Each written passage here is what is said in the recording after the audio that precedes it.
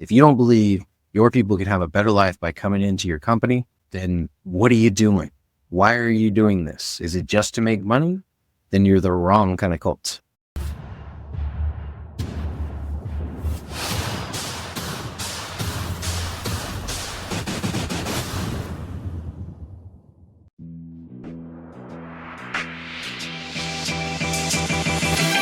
Great experiences build great leaders.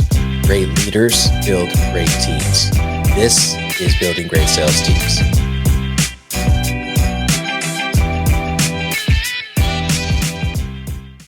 Cult. What comes to mind when you think of that word, cult? For most of us, it's a negative connotation. It's a negative imagery. We think of drinking the Kool-Aid and everybody dying. We think of religious fanatical views and all the negative and crazy things that we've seen on the news and in history and on documentaries. But something that one of my clients mentioned the other day got me really thinking about this subject and trying to understand the connection between cult and culture. So I want you to put that definition to the side real quick and wipe your mind of any preconceived notions of the word. And I'm going to walk you through basically ChatGPT's response to what is the definition of a cult. A cult is typically defined as a group with intense devotion to a person, an idea, or a belief system, often characterized by charismatic leadership, strong group identity, and rigid social structures. The term can have both neutral and negative connotations depending on context. So now I want you to think of the definition by itself. Intense devotion to a person, idea, or belief system. So when we think about famous people and their biggest fans, and there's whole rooms dedicated to them, or they spend their lives traveling to their shows, the group of fans that do that is a cult, right? An idea. So you can consider, a small business partnership that's just starting up. If it's an intense belief, or it's an intense belief in the idea, then that's a cult, right? According to this definition, or belief system. Now, here's where it gets interesting. So if you work for a visionary, like a once in a lifetime visionary, a once in a decade visionary, right? Let's just run through a few. Steve Jobs is the first one that comes to mind, but lately we may get more of like a Alex Hormozy or a Dan Martell, or go back into the history books, or Tony Robbins. He's more current, right? But back in the history books, we're looking at Zig Ziglar, Andrew Carnegie, these guys that wrote some of the best business and sales books of all time, right? They quantify their talents and abilities. They structure them, they systematize them for us to learn from and execute. Now, if you've been a business owner for longer than a year or two, you've probably, from the things that you've learned from these belief systems that you may have been a cult of at one point, a cult to at one point, you've derived some of the best things and kind of created your own natural operating system, right? Especially guys my age. I'm 38. We grew up, we thought independently. We weren't as influenced as, say a 21-year-old is now. They're influenced by their phone. They're influenced by influencers. We didn't have influencers back then. We just had people that were famous or successful. Those two buckets. And then we also didn't have operating systems for our personal lives, and maybe some of the most successful did, but it wasn't mainstream like it is now. You can just go on Instagram or TikTok for 2 seconds. You'll find somebody talk about their morning routine. That was not a thing 20, 30 years ago. And so we didn't grow up with that. And so a belief system is really the one that I want to focus on, right? In terms of the group structure. And then the way it's characterized by charismatic leadership, strong group identity, or rigid social structures. So there's options there. You don't have to have all three. But man, if you have all three, the insane culture you could create, and it's no wonder the person that told me that they were studying cults in order to create a better culture, they have one of the best cultures I've ever seen. And so going into this, I want to make sure I break these down too, because so many words these days have way too much power. When the word that you're bringing into context is simply the way that society as a whole looks at that word right now, although that word has a different meaning altogether. So the different meanings of cult is, you got the sociological definition, a small, close-knit group that shares strong ideological beliefs and unquestioning loyalty to a leader or doctrine. Now, I think that's a strong definition because nobody's ever had that. Yes, people have killed themselves for a cult, but it wasn't unquestioning loyalty, because if there wasn't a whole group around them doing the same thing, they probably wouldn't have done it. Often separates itself from mainstream society and develops distinctive customs, rituals, and language. This is where, like, you're hitting a home run if you have this. We're going to start speaking to the benefits of having a cult inside of your business and how that cult can create amazing culture. The best things about a cult can be the best things that create your culture, right? There's a religious definition. We know what that is. Psychological definition, a group, and this is where the negative connotation comes in. A group that uses psychological control tactics such as manipulation, emotional coercion, and information control to maintain obedience and conformity among members. Members may experience dependency on the group for identity, security, and purpose. The difference with what makes it positive or negative is this piece in my mind, right? If you are doing this, that's negative, right? Now, what makes it positive is the cultures you create in your business that don't use manipulation, emotional coercion, and information control. They want you to go get more information. They want you to have more life experience because they're confident in their culture. Because once you experience other things, you'll realize, oh, that really was the best culture I'd ever been a part of. Now, us guys that are older know what an amazing culture looks like, but the young guys that their first job is in an amazing culture, or their second job, or their third job, they still haven't experienced enough work, people, situations, and life to really know what a great culture is. So they get a great one in the beginning. They may think it could get better. Grass is always greener, right? Members may experience dependency on the group for identity, security, and purpose. Great cultures want you to identify your purpose first, your identity first. And they want you to see how that culture can benefit those things, can benefit your identity, can benefit your purpose. It's awesome when I have one-on-one coaching calls with leadership for my clients. This is what we talk about. What is your goal? What is your purpose? What is your identity? And how can the company feed that versus become that? The ones where it becomes their identity, those are dangerous. When you have a sales rep or an employee or an executive team member that the company is their whole identity, they are dangerous, because as soon as the company does something wrong or something they don't like or makes a mistake or takes a different direction than is them, then their whole world comes crashing down and you are the worst company to ever exist. And you'll find this in a lot of recovering drug users. So obviously I've hired my share of them being in door to door, and my VP of sales, both of my VPs had different drugs of choice at one point, right? And so those are the kinds of guys that typically do well in sales because they become addicted to the success, right? But it gets dangerous because whether they're addicted to the success or the culture or belonging somewhere, which is why they did the drugs in the first place, because they didn't belong, their identity becomes wrapped up in it. And so you've got to make sure that if you are creating some insane culture, that you are making sure that your teammates, your salespeople, your coworkers have an identity and purpose on their own. That's incredibly important, because at the end of the day, the company has no identity and purpose other than to serve everybody in the company. That's the truth. We all have mission statements and everything, but that is the collective identity and purpose of the company's people. That is not the actual company having an identity and purpose. The company's purpose is to serve the staff, the executive team, the people, and the clients through them, right? Let's get into some more definitions here. Pop culture. Any group with intense, almost fanatical dedication to a leader, ideology, or activity.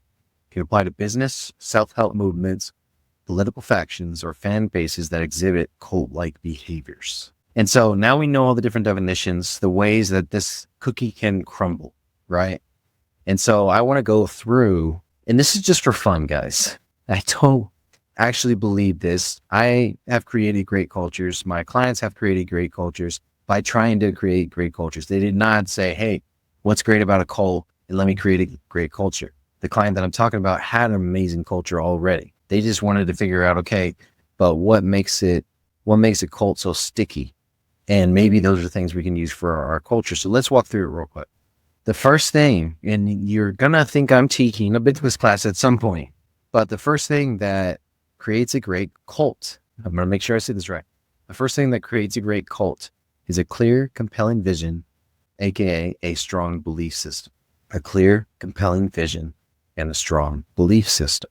Whenever we were scaling Argenta, Field Solutions, my sales org, our clear, compelling vision and our belief system was we wanted to be an opportunity that we needed when we were younger and didn't belong. We wanted to be an opportunity that we needed when we were younger and wanted to find a job that I could just work as hard as possible and make six figures at. That I could scale my opportunity and promote myself. That was the clear, compelling vision. And so we built our company to be able to do that. You could immediately start making more money than your parents. You could get promoted and promote yourself, and you could scale the opportunity, right? And so that was the clear, compelling vision. So inside of cults, they have well-defined ideology that provides members with purpose and identity, which what all we humans are looking for. The belief system is often extreme, offering a sense of certainty and moral superiority. Now, this is where it's got to deviate on the business side. Members feel they are part of something larger than themselves, making it difficult to walk away. That is spot on. Okay. But the second part, the belief system is often extreme, offering a sense of certainty and moral superiority. The moral superiority is the part that I have a problem with. The certainty, your culture should have a culture of certainty. If I execute the controllable actions, I will get my intended results. And if I'm not getting them, then I just need to scale those controllable actions until I get my intended results. And then I increase my skill and I get to lower the controllable actions and still get the intended results. That's certainty. Moral superiority. I don't think anybody in the history of man, except for Jesus Christ, has ever had moral superiority, and he didn't even flex it. So that to me is logically impossible to have moral superiority at any given time and any given point. You can never think that you're better than someone else. I'm human. I do it all the time. You do it all the time. So don't act like you don't. But this is the part where if you took that out of a cult, maybe it wouldn't be a cult anymore. Maybe it wouldn't be a bad thing anymore. But because you are digging on the moral superiority, you're looking down on others that aren't in the cults. That kind of creates that stickiness, doesn't it?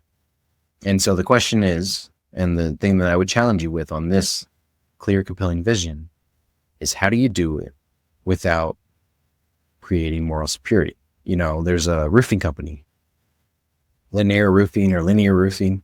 One of their mantras is, we are not the same, right? That creates moral superiority, right? Or value superiority, whatever you want to call it. It works. It's sticky. Once you join the company, you can now look around and say, we are not the same, right? A mastermind that I was in, their chant was, we are apex, right? Apex is the peak of the mountain, right? And so you start chanting that and you start believing that, then it creates a superiority to everybody around you. All you have to do was pay to be in it. You know what I'm saying? And look, I am a big proponent of masterminds, especially Apex. It's a great group, amazing people, but they knew what they were doing. You know what I'm saying? And so this is where, depending on your moral compass, you need to extract things to make sure that you're not manipulating people psychologically, right? Okay, next one, charismatic leadership and a central figure. Look, I've talked about this forever inside of my sales org. I would tell my VPs, basically, after 12 years in business, I preached it like, your people are not going to follow you if they don't want to be you. Now, that's a generalized statement.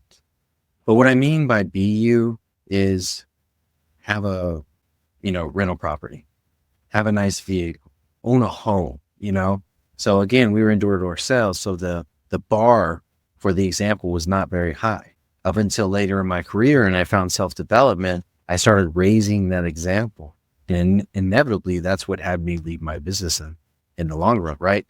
But at the end of the day, if you cannot display charismatic leadership and be a central figure for your company, then you need to find someone that can. So unfortunately, a lot of people think that means a Lambo and a hot wife. You know what I'm saying? And then, I want to be this person. I want to be that person. He's got a Lamborghini. He's successful, right? So most cults revolve around a charismatic leader who embodies a mission and inspires devotion. Now, look, there's people that can do this without having a dollar to their name, and they have that talent and that ability. The leader is seen as a visionary, wise, or even divine, making their guidance unquestionable. So in my mind, what you replace this with is discipline. If that's all you display to your team is discipline in the actions, in the controllable actions that get the results, that fulfill the mission, if you can show them discipline, then you are that central figure. You have to be good at public speaking. You just do. Most of the people, most successful people that you see are good at public speaking or have become good at public speaking. The leader often establishes a direct emotional connection with followers, creating loyalty. So this is where vulnerability comes into play. If you want to develop a great culture, you're going to have to be vulnerable at some point and talked about when you sucked, when you were the worst version of yourself, where you came from, your childhood.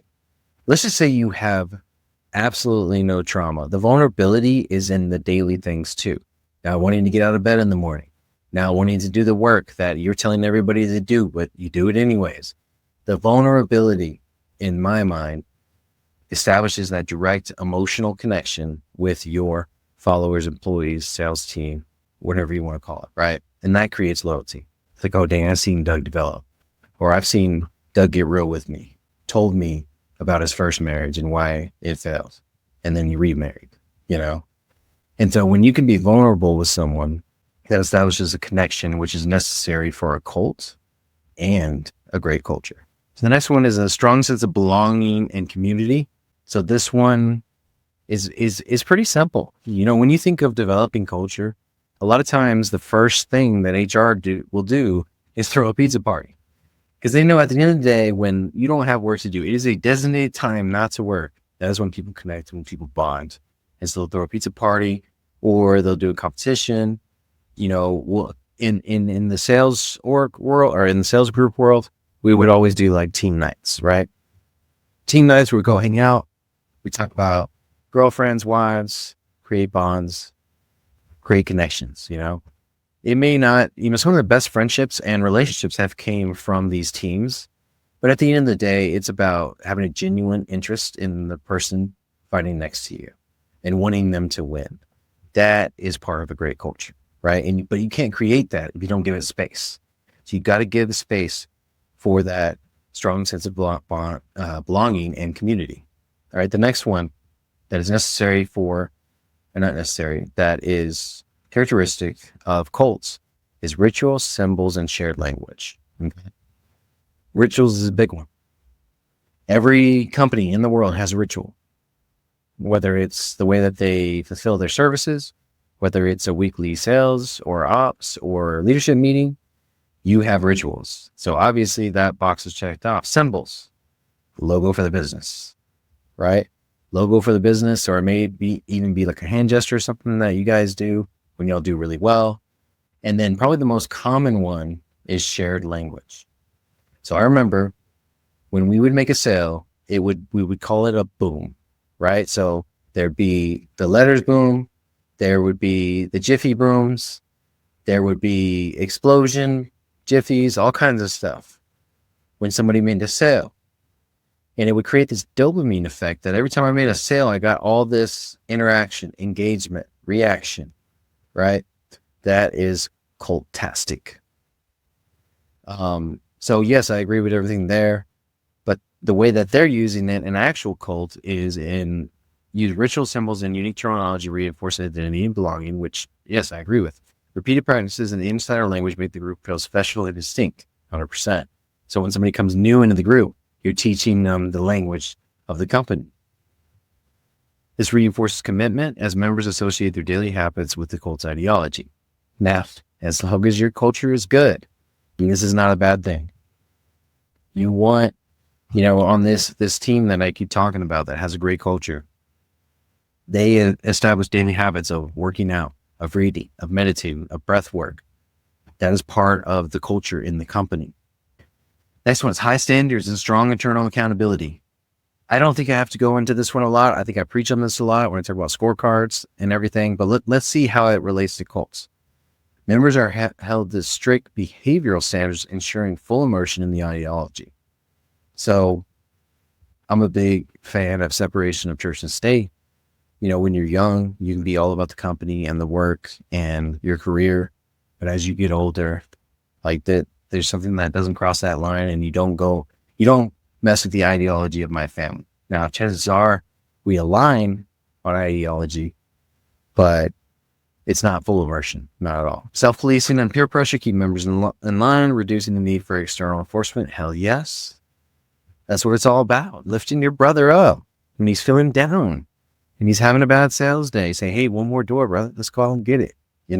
That is self-policing. The group's expectations become internalized, making members feel obligated to comply.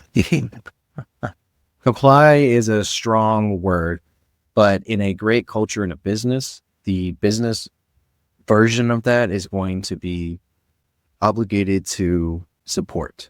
They feel obligated to support each other, to support the company, because it's brought them so far. There's a loyalty there that happens. Us versus them mentality. I love this one. I love it. I love it. I love it. I love it in sales.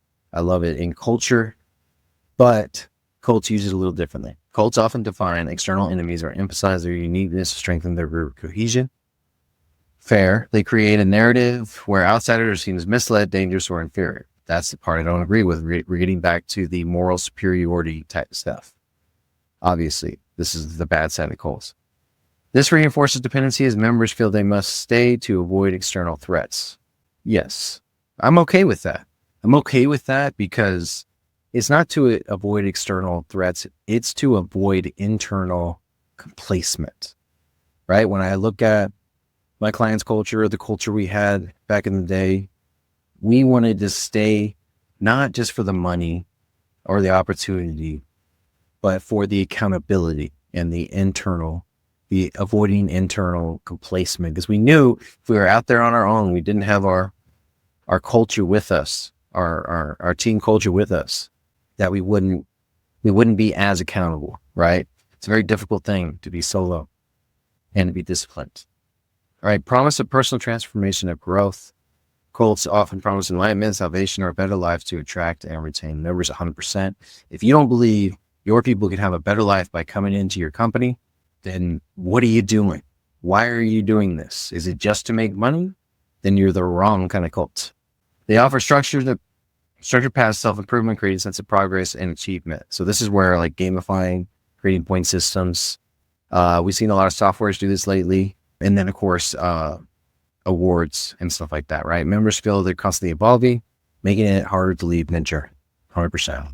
100%. Here's the beautiful thing though. The way my client's set up, that is building this amazing culture, is like, hey, you're going to be with us 2 or 3 years. If you're with us after that, what are you doing? Why haven't you started your own business yet? Or made so much money for your real estate investments that you don't need us anymore, right? You must truly believe in the mission and want to do this for other people too. That's what's so interesting about it. It's like, hey, I want you to go on and start another business, but if you stay, dang, you must want this for other people too. What you got out of it, right? All right, so last one is emotional manipulation and deep psychology buy-in. All right, probably going to scrap this whole one in terms of transferring it over to business, but let's go through it. Cults use intense emotional experiences to create loyalty, love bombing, trauma bonding. Members are made to feel special, chosen, or deeply valued, strengthening attachment. They also install fear, guilt, and shame to discourage questioning and dissent. So I can tell you that any culture that I've consulted on or built myself, we encouraged questioning and dissent. We definitely made our team members feel special. They were definitely chosen. At the end of the day, the math proves that, and valued, but we didn't do it to strengthen attachment. We did it to strengthen empowerment. And so as long as that's your goal, then you're in good shape. Intense emotional experiences to create loyalty. I mean, with that, you want to take them places to do development. You want to do marathons and stuff like that. But I wouldn't call those intense emotional experiences. Those are more intense development experiences. It's less to create loyalty and more to improve the culture, the team, and to create an example, right? All right, last two are constant reinforcement and core beliefs. We talk about core values all the time. Frequent repetition of their ideology through meetings, media, and rituals. Stories, testimonials, and leader teachings are reinforced daily to maintain commitments. Information control prevents exposure to outside perspectives, solidifying beliefs. So in terms of a sales team, in terms of a business, you're not going to be able to do the last one. But the other two make a lot of sense. Frequent repetition of the ideology. I started every meeting with the core values. Stories, testimonials, and leader teachings are reinforced daily to maintain commitment. 100%. We used a leadership that was doing well, that was making 6 figures or more, that was buying homes and buying new vehicles and showing up for their kids and telling, that's what the good news at the top of meetings is. It's reinforcing, hey, this is actually working. And if it's not working, then we need to modify. And that's where the issues of the meeting come in. But repetition of the ideology, 100%. Okay. Structured initiation and assimilation process. Man, there is nothing more structured than an onboarding process that I consulted on or that I've actually created myself for my own companies. That's a big part of this. Like, we have to make sure that they check all the boxes in terms of personality profiling, in terms of the hoops they're willing to jump through to come into the company. And we also have to make sure that they get all the proper training, right? Cults have a clear indoctrination process that gradually deepens commitment. I wouldn't say the goal is gradually deepen commitment, more that it's to prepare them for the position. New members undergo structured training, initiation rites, or tests of loyalty. Structured training, yes. Initiation rites, no. Test of loyalty, no. You know what? Like, this client does the cold baths, cold plunges, right? And if they have a river or body of water nearby and it's cold, they make them jump in or whatever. But that's more because they think it's healthy. This makes them feel invested in the group, increasing their psychological commitment. Yeah, 100%. We want you to be committed to our team. Like, we want you to give 100% if you're in a position to do so. And so those are the 10 things that create great cults and the ways that we transfer them to business. Not transfer them, I should say, but there's a reason that culture starts with cult. And this is why. So I wanted to take y'all through this because when my client presented that to me, he's like, I'm studying cults. And I'm like, why? And he's like, well, it's the first 4 letters of culture. I mean, you can't have a great culture without a cult. And so I guarantee you, if we were to ChatGPT this episode and get the percentage of things from talking points about a successful cult and transfer them to talking points about a successful business culture, probably 85% would have gotten through. 85% would have been said, yes, we need to do these things. So it's interesting. It's interesting when you look at these things, but what's even more interesting is our need to belong. That's why cult exists in the first place. They're preying on our need to belong. And so is the business culture, right? It's less, it is the need to belong. We're using that, but we're also using it for good, right? We're developing you as an individual so that it benefits the company and then it benefits you in the long term, right? And that's why we're okay with the relation to this negative thing, right? When you think about it. But anyways, when he first said that, I was like, that's so interesting. I need to look into this. I need to do a podcast episode.